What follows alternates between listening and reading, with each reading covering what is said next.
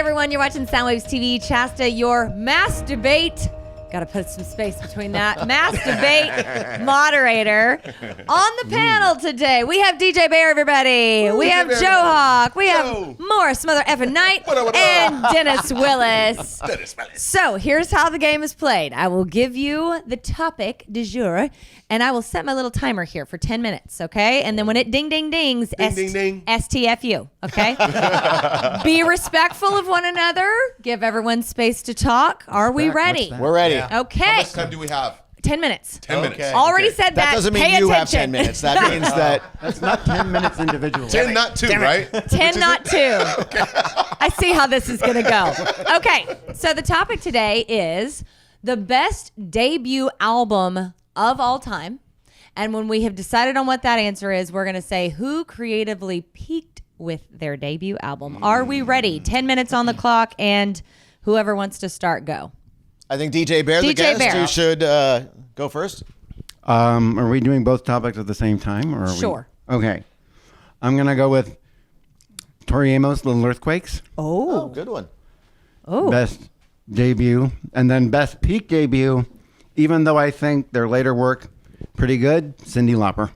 Wow. Oh, good one. Yeah. Okay. All right. Joe, we'll just go down the line. For best, I think I'm going to have to put up Sum 41 with All Killer, No Filler. One of the best, Yeah, what? Go ahead. Hey, what? Sorry. Oh, boy. We're going to start with that. I think of, that early 2000s pop punk resurgence generation, personally. I'm going to have to hear some other opinions on, kind of the Jump the Shark album, but I'll let Morris continue on. Yeah, just so we're clear, on the debut album that creatively peaked, it was all downhill after that. Gotcha. Right? All downhill after that. Yeah. Okay, so the best debut album of all time, in my opinion, actually also at the same time becomes their creative peak at the same time. This would be the best debut album of all time. And I've given a lot of thought to this, like 30 some years to this. So now you kind of know where I'm going with it. I think I know what you're going to pick, but go ahead. Take a guess. Van Halen? No. Oh. Van Halen. Not even close. Van The Halen's best- debut? Y&T? Led Zeppelin? Go. Sorry. Well, what's your guess then, Dennis? No, I want to hear you. You got all Right. You got 30 years. I mean, you're keeping me in suspense here. The best debut album of all time that also became this group's creative peak. It went all downhill from there rather immediately. Milli Vanilli. Wait. I think I know what it is. Milli Vanilli, Joe Hawk. I was going to say, girl, you know it's true. Oh. Yes, Milli Vanilli. Wow. That's right. You nailed it. Yeah. Milli Vanilli is the best debut album of all time. You are shitting me. I'm not even... First you got me. I'm sorry. Then hit. What? Chasta chose the right one to moderate. I just broke out into the sweat. Here's why it's... talk about what everything that it took to bring that album together, to make it happen, how they duped an entire globe of people into believing these dudes who couldn't speak a lick of English still became... They took it all the way to Grammys. They won the whole Grammys, for Best New Artist, and everything that was supposed to happen after that. If they had been who was actually singing on the record, well, I think we would have heard from Milli Vanilli for at least another 5 to 10 years. Wow. But unfortunately, they became the biggest fraudulent project in the world, and I don't mean that to those guys personally. I think that could have happened to a lot of young people who wanted to be pop stars at the time. Yeah. They just happened to think that they lucked out and got chosen because of their good looks and good dancing skills, I guess. And it turned out to be a really bad story. But to your question, yeah, it went all downhill immediately. Yeah, that's true. Now, But Wow. Talk about an infectious groove.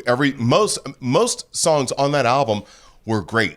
People loved them. And you hits. can't deny. I didn't. Girl, you know it's true. He won't admit it, but he's one of these guys Blame that's it in his on car listening to Milli Vanilli when no one's listening. We'll do that in another mass debate. just blame it on the rain. Just blame it on the rain, and girl, I'm gonna miss you. Don't you just don't get those songs stuck in my head, please. See? Please. Dennis, please take it. Please. I'm begging you. I'm gonna say Van Halen. Thank you. For Van God's Halen sake. won, Okay. and you know what? And I know they became better musicians, and Yeah. I know that they added synths, and I know there was stuff that was a lot more fun. But holy shit, from stem to stern, that first album, there is no other album in their catalog that is that potent, and we know every single one of those songs. Followed closely by, I think, the Cars' first album. The Cars' first album is a strong The choice, joke, too. I think, among the group even was that you could have called the Cars' first album the Cars' greatest hits. Yeah. And you would not be wrong. Yeah, yeah. Sorry, it's not Milli Vanilli, but, you know. No. Can I pile on with Van Yeah, Halen yeah, just yeah. really quick? Because I think the importance of Van Halen is when Eddie did what he did with that guitar, he made people put down their guitars. Like, he changed the game for what guitar playing meant, much like Hendrix and several before him. Music But went this way It as did. soon as that, yeah. It did. So and he, from a technical side, what he did with guitars when he built guitars, he changed not only music but guitar playing forevermore with a debut. I mean, and then more, and then some. So yeah, that would have been my choice. It's hard for me. I mean, I'm a moderator, so No. I can STF you. But I would have picked. I mean, Led Zeppelin's debut. That yeah. is a monster album. Right. Guns N' Roses debut. Yeah. I mean, that's Yeah. a huge debut. And if you're talking, it depends on opinion, or are we talking sales? Are we talking how many hits are on one album? Like, you could really get in the weeds on this. Yeah. No, I think quality, I mean, Yeah. quality and just, you could have, charts are charts, and, there's always going to be, and things are going to go to number one for a year, and you're like, what the hell is that all about? Yeah. It's like some PR thing that's whipping it up. But if something stays in the consciousness for, 30 years. At least in one person's Dated his consciousness for 30 years. No, I never got on the Milli Vanilli train. I was just like, Yes, you did. Dennis, I'm stop for sure lying. thought you were messing with us. I can't believe I got that right. I was just joking too. I mean, that is pretty wild. Wait. Okay, Because yes, everyone go ahead. else, Wait, had can an I add? ascension, I just want to add some Yes, sir. pop culture history to this Milli Vanilli thing Yeah. because it is very highly ironic. The guy that produced and created Milli Vanilli also was famous for creating Boney M. That's right. Mm-hmm. Which is ridiculous. Right, and Boney M.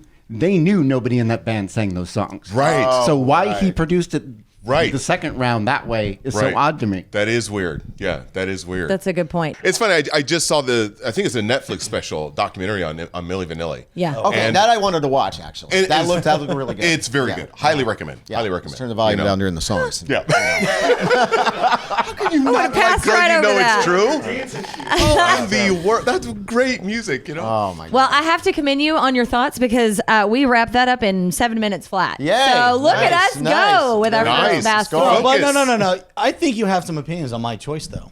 It's just funny to say Sum 41, no offense. Yeah. When you're talking about people that changed the history of rock and roll or music in general. Or made a huge mark in the history of music, rock and roll. I mean, Yeah. no one will ever forget, whether you like them or not, no one will ever forget that whole Milli Vanilli fiasco. is No true. one will ever true. forget that. It was such in pop culture. It was such a Yes, big news pop culture, story. yeah, Right. huge. Yeah, you're Yeah. right. So it's no shade on Sum 41. Well, That's still, fine. well, because after All Killer No Filler, they just banger after banger of albums. Never really went slow down until I guess it was the breakup between the lead singer and Avril Lavigne. Mm-hmm. But they're saying goodbye this year, so I'm still showing my love to Sum 41. So, Fair enough. Still, There you go. one of the There you best go. debut albums of a generation. How about I say that? A generation. That's Okay. fair. Okay. You know what? I'm not judging. Wink, wink, nudge, nudge. And once again, DJ Bear, the only one picking women. Hey, Oh, okay. All right. Hey, Avril Lavigne I had have a decent women debut. in the debates that I'm in and not It was moderating. complicated. I made sure I'm bringing up women. Don't you worry. All right, and we're really I'm impressed with us, and I'm glad they took it because I was getting sweaty over this one. This one's tough, and I will say you threw me for a loop on that one, sir. Girl, you know it's true. Stop. All right, no, we're stopping there. still can't believe I got it You're right. watching Soundwaves TV. We'll be back. you. I'm out.